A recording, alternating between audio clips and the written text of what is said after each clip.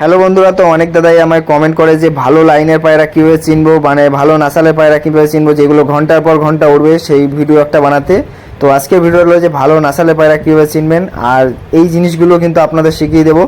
তো একটা আপনার ভালো পায়রা চিনতে কোনো অসুবিধা হবে না।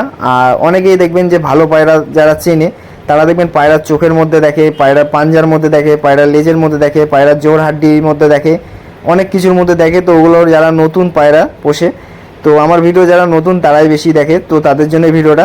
তো তারা কি দেখে পায়রার মধ্যে, ওই জিনিসটাই আপনাদের বলবো। আর একটা ভালো পায়রা চিনতে আপনাদের কোনো অসুবিধা হবে না। আরও এরকম ভিডিও আসতেই থাকবে, যার কারণে আপনারা বুঝতেও খুব সহজ হয়ে যাবে যে ভালো পায়রা কীরকম হয়। তো দেখেন, এই একটা পায়রা, যখনই আপনার একটা পায়রা হাতে ধরবেন তার মধ্যে কি কি জিনিস দেখবেন আর কি কি জিনিসের না দেখলে বুঝতে পারবেন যে এটা একটা ভালো পায়রা। তো প্রথমে আপনি পায়রার মেইন জিনিসগুলো আপনাদের বলে দিচ্ছি। একটা পায়রা যখনই আপনি হাতে ধরবেন তখন পায়রাটার গলার মাথার থেকে একটু নিচে হাত দেবেন। হাত দিয়ে দেখবেন যে পায়রার গলার হাড়টা কতটা সরু। আর যদি এটা মোটা হয় তাহলে বুঝতে পারবেন এটা খারাপ পায়রা।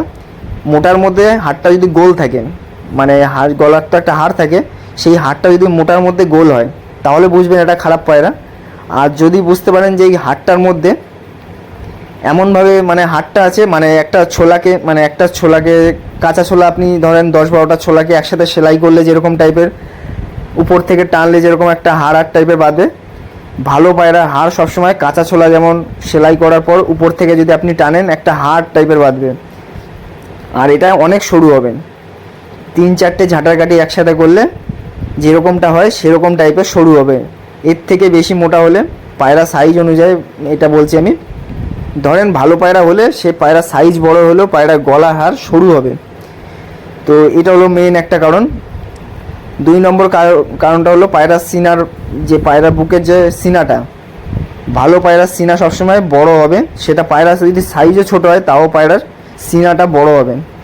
যদি পায়রার সিনা যদি ছোট হয়, পায়রার সাইজ অনুযায়ী যদি পায়রার সিনা ছোট হয়, আর বড় পায়রা যদি পায়রার সিনা ছোট হয়, তাহলে বুঝে নেবেন এটা খারাপ পায়রা। খারাপ বলতে গেলে সব পায়রাই ভালো, ভালো খারাপ কথা বলছি।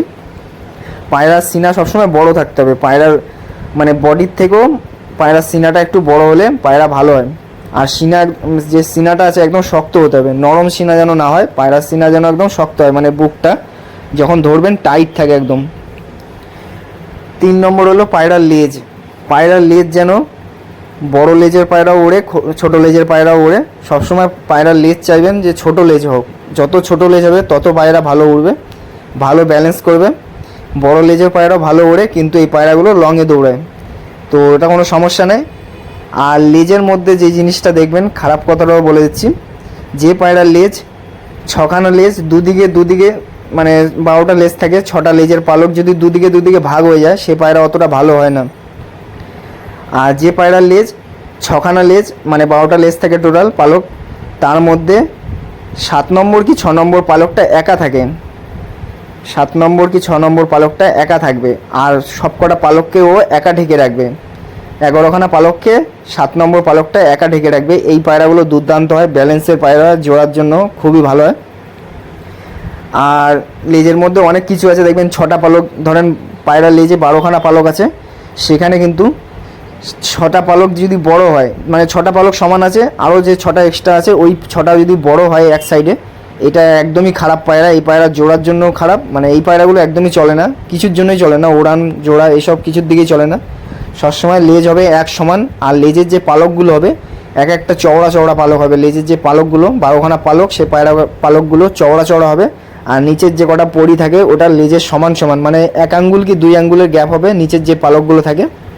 12টা পালকের নিচে পালক থাকে, সেই পালকগুলো লেজটাকে পুরো কভার করে রাখবে, ভি শেপ করে কভার করে রাখবে। এই পালকগুলো যদি শক্ত হয় খুবই ভালো, আর এই পালকগুলো যদি ঢিলা হয়, মানে দেখবেন ছড়িয়ে ছিটিয়ে রয়েছে পালকগুলো, ভির মতো শেপ নেই, তাহলে বুঝবেন এটা খারাপ পায়রা। যদি শক্ত হয়ে একদম পায়রা লেজকে টেনে একদম রেখে দেয় উপর দিকে ভি শেপ করে নিচের লেজ পালকগুলো, তাহলে এটা খুবই ভালো পায়রা হয়।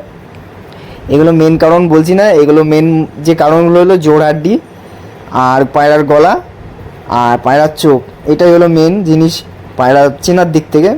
তো এইগুলো একদম ছোট পয়েন্ট যেগুলো আপনাদের বলে দিচ্ছি যাতে বুঝতে কোনো অসুবিধা নয়। তারপর দেখবেন জোড় হাড্ডি, পায়রার জোড় হাড্ডি যেন একদম শক্ত হয়, পায়রার বুকের হাড়ও শক্ত হতে হবে, আর পায়রার জোড় হাড্ডি ওটাও শক্ত হতে হবে। আর জোড় হাড্ডির কাঠিটা যেন 1 আঙ্গুলের বেশি গ্যাপ না হয়, ওড়ানের দিক থেকে এটা ভালো। জোড়ার দিক থেকে 1.5 আঙ্গুল যদি মাদি পায়রা হয়, এটা জোড়ার দিক থেকে খুবই ভালো। মাদি পায়রার যদি 1.5 আঙ্গুল গ্যাপ হয়, আর নর পায়রার 1 আঙ্গুলের কম গ্যাপ দেবেন, বাচ্চা দুর্দান্ত উঠবে যদি দুটোই লাইনের পায়রা হয়। তো জোড়হাড্ডির কথা বলছি। আর জোড়হাড্ডির যে কাঠিটা আছে, দুটো কাঠি, জোড়হাড্ডির পাশে যে দুটো কাঠি থাকে, এই কাঠি দুটো যেন উপর দিক থাকে, যে সিনার হাড়টা তার থেকে উপরে উঠবে। আর এই জোড় কাঠিটা যেন একটা দেশলাই কাঠির থেকে সরু না হয়। একটা দেশলাই কাঠির যেমন মানে যেটা ধরে আগুনটা জ্বালানো হয় সেরকম টাইপের মোটা থাকে। এই কাঠি যদি সরু হয় তাহলে এটা খারাপ পায়রা মানবেন। আর এই কাঠি যেন ধনুকের মতো না হয়ে যায়, স্ট্রেট থাকবে একদম। স্ট্রেট বলতে গেলে ভিয়ের মতো, ভিয়ের মাথাটা অল্প কেটে দিলে যেরকম হয় সেরকম টাইপের থাকবে। এটা যেন বেশি ব্যান্ড না থাকে, বেশি ব্যান্ড বলতে গেলে ধনুকের মতো ব্যান্ড না থাকে এটা। তো আমি এগুলো ভিডিও করে আপনাদের দেখিয়ে দেবো কোন জিনিসগুলোর কথা বলছি। তো যারা আমার চ্যানেলে নতুন আছেন সাবস্ক্রাইব করে রাখতে পারেন, এইসব জিনিস আপনারা জানেন না হয়তো। আর যে সিনার হাড়টা মানে বুকের যে হাড়টা, এটা সবসময় পায়রার সাইজ ছোট হোক, পায়রার সাইজ বড় হোক, পায়রার বুকের হাড়টা ছোট যেন না হয়। এবার কিছু পায়রা আছে সাইজে ছোট, তার সিনার হাড়টাও ছোট হয়, কিন্তু সেই পায়রার সাইজ যদি ভালো পায়রা হয় সে পায়রার সিনার হাড়টা কোনোদিনও ছোট হবে না। সাইজ ছোট হলেও তার সিনার হাড় 4 আঙ্গুলই হবে। তো বড় পায়রারও বড় হবে আর ছোট পায়রারও বড় হবে, ভালো পায়রার কথা বলছি। আর যদি এটা খারাপ পায়রা হয় তাহলে কী হবে, 3 আঙ্গুল 3.5 আঙ্গুলে শেষ হয়ে যাবে। পায়রার সাইজ অনুযায়ী এটা আবার একদম ছোট সাইজের পায়রা আছে যেগুলো অনেক ছোট হয়, তো সেগুলোরও একদম ছোট ছোট হাড় হয়। তো ছোট হাড়ের পায়রা ভালো হয় না।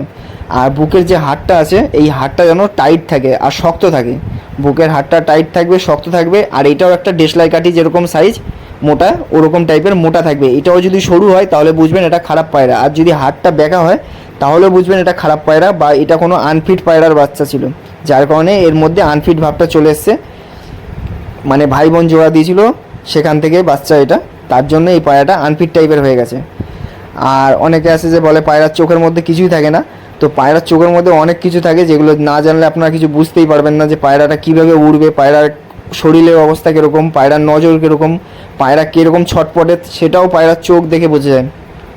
যেসব পায়রার চোখ দেখবেন আপনি রোদে রাখবেন, চোখটা ছোট হয়ে যাবে, ছোট হয়ে চোখের সাইডটা ঘন্টির মতো কাঁপবে, এই পায়রার প্রচণ্ড নজর হয়। আর যেসব পায়রা দেখবেন চোখের মণি ঠোঁটের দিক ঝোঁকানো থাকে, সেটাও কিন্তু খুবই নজরের পায়রা হয়। আর যেসব পায়রা চোখের মণিটা ছোট হয় আর চোখে যে জায়গাটা আছে ওটা অনেক বড় হয়, এই পায়রাগুলো দুর্দান্ত লেভেলের পায়রা হয় ওড়ানের দিক থেকে, জোড়ার দিক থেকে। আর দেখবেন পায়রার চোখের মধ্যে একটা জালভাবে তৈরি হয়ে যায়। গিরিবাজ পায়রা, ম্যান্টাস পায়রা জাল হয় না, একটু ছেঁড়া ছেঁড়া টাইপের হয়ে যায়, ফেটে ফেটে। তো এই পায়রাগুলো দুর্দান্ত ওড়ে। আর যত পায়রার চোখ হালকা থাকবে পায়রা তত বেশি উড়বে, আর যত পায়রার চোখ ডিপ থাকবে তত পায়রা কিন্তু কম উড়বে। এই পায়রা তাড়াতাড়ি চোখ গরম হয়ে যায়, যেই কারণে দেখবেন বেশিরভাগ ক্ষেত্রে যেসব পায়রা উড়ে টুর্নামেন্টে সেসব পায়রার চোখ কালো কি হলুদ বা হালকা লালচে ভাবে টাইপের হয়, মানে বেশি ডিপ হয় না এদের চোখ। যেসব পায়রা দেখবেন বেশি ওড়ে সেসব পায়রার চোখ কিন্তু বেশি ডিপ হবে না। এগুলো জোড়ার জন্য ডিপ চোখেরগুলো খুবই খারাপ, মানে ভালো জোড়ার জন্য ডিপ চোখের পায়রা। ধরেন নাসাল থেকেই মানে ভালো লাইন থেকেই বেরিয়ে গেছে ডিপ চোখের পায়রা, সেগুলো কিন্তু জোড়া দিয়ে আপনি লাইনটা বের করতে পারবেন, কিন্তু কোয়ালিটি ঠিক আছে। শুধু ওড়ানের দিক থেকে